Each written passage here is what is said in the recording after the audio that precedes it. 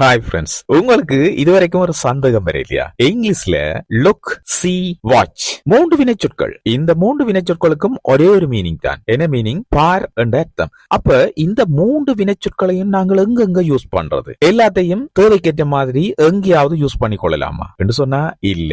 அதுக்கு ரூல்ஸ் இருக்கு. நீங்க அந்த ரூல்ஸ் கம்மியத்தான் பயன்படுத்தும். இந்த காணொலியில அந்த விஷயத்தை தான் நான் உங்களுக்கு சொல்லித்தர போற ஒரு முக்கியமான விஷயம். ஆகவே காணொலிக்கு ஒரு லைக்கை போட்டுட்டு வாங்க இந்த விஷயங்களை நாங்கள் பார்ப்போம். ஃபர்ஸ்டா நான் லுக் என்ற வேர்டை எடுத்துக்கொள்றேன். லுக் என்றா பார் என்ற அர்த்தம். எதை பார்க்கணும்டா?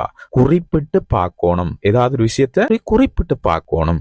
ஏதாவது ஒரு விஷயத்தை பாயிண்ட் பண்ணி பார்க்கறத தான் நாங்கள் லுக் என்று சொல்லுவோம். லுக் அட் தட் பேர்ட், அந்த பறவையை பார். ரைட்? லுக் அட் மீ, என்னை பார். லுக் அட் தட் கிரேன், அந்த கொக்கை பார். லுக் அட் தட் ட்ரீ, அந்த மரத்தை பார்.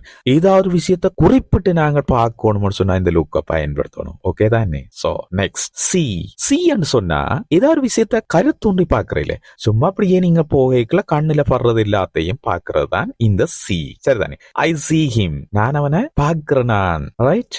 C I see some birds, நான் சில பறவைகளை காண்றேன். நான் I see you, நான் உன்னை காண்றேன். நான் I see you on the way, வழியில உன்னை காண்றேன். நான் ஓகே தானே? அப்ப மேலோட்டமா நாங்கள் இப்படி போகைக்குள்ள தண்ட பாட்டில நடக்கிறது. இப்படி ரோட்டால போகைக்குள்ள நாங்க பார்த்து கொண்டு போகைக்குள்ள எங்கட கண்ணுல என்னென்ன படுதோ அதைத்தான் சி என்று சொல்லுவோம். ஓகே, சோ நெக்ஸ்ட் என்ன? வாட்ச். வாட்ச் என்றா பாத்தீங்களா பேரண்ட் அர்த்தம் தான். ஆனால் கவனமா பார்க்கணும். மணிக்கூடி இருக்கு தானே, அதுக்கு வாட்ச் என்று தானே பேர். அந்த வாட்ச் இப்ப இருக்கிற டிஜிட்டல் வாட்ச் இல்ல, முன்னம் இருந்த வாட்ச் இருக்கு தானே, அதுல என்ன முள் இருக்கு, அப்படியே அந்த பின் வந்து சுத்தி கொண்டு வரும். அதை நாங்க சரியா பார்த்தா தானே, கருத்தூண்டி பார்த்தா தானே அதை நாங்க நேரத்தை கண்டுபிடிக்கலாம். சோ தான் அதுக்கு வாட்ச் என்று வந்தது.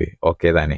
சோ வாட்ச் என்றா கருத்தூண்டி ஒரு விஷயத்தை, அசைகிற விஷயங்களை நாங்க பாக்குறேன் நினைல வச்சுக்கொள்ளுங்க. Right? I watch films, I watch match, I watch football match. நான் ஃபுட்பால் மேட்ச் பாக்குறேன். நான் ஃபுட்பால் மேட்சை பார்க்கல எல்லா பிளேயர்ஸையும் சரியா பார்க்கணும், இல்லாட்டி மிஸ் பண்ணிடுவோம். சோ அந்த கருத்தூன்றி பார்க்கற எல்லாத்தையும் அசைறத பார்க்கறத நாங்கள் வாட்ச் என்று சொல்லணும். ஓகேயா? கிளியரா? அப்ப சி என்று சொன்னா நார்மலா கண்ணில படுற எல்லாத்தையும் பார்க்கறது. லுக் என்று சொன்னால் ஒரு விஷயத்தை பாயிண்ட் பண்ணி பார்க்கறது. அதே மாதிரி வாட்ச் என்று சொன்னா அசைற விஷயங்களை கருத்தூன்றி பார்க்கறது.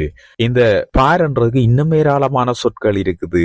டைம் கிடைக்கல, அதை நான் உங்களுக்கு சொல்லித்தாரேன். ஓகே, மீண்டும் ஒரு நல்ல காணொலியில உங்களை எல்லாரையும் சந்திக்கிறேன். டாக் இங்கிலீஷ் வேஸ் சேனலை சப்ஸ்கிரைப் பண்ணி ஆல் ஆப்ஷனை கொடுத்து வைங்க. அப்பதான் நான் பதிவிடுற எல்லா காணொலிகளும் உங்களோட உடனடியா வந்து சேரும். காணொலி பிடிச்சிருந்தா உங்களோட கருத்துக்களை பதிவிடுங்க. மீண்டும் ஒரு புதிய காணொலியோடு உங்களை அனைவரையும் சந்திக்கிறேன். நன்றி, வணக்கம்.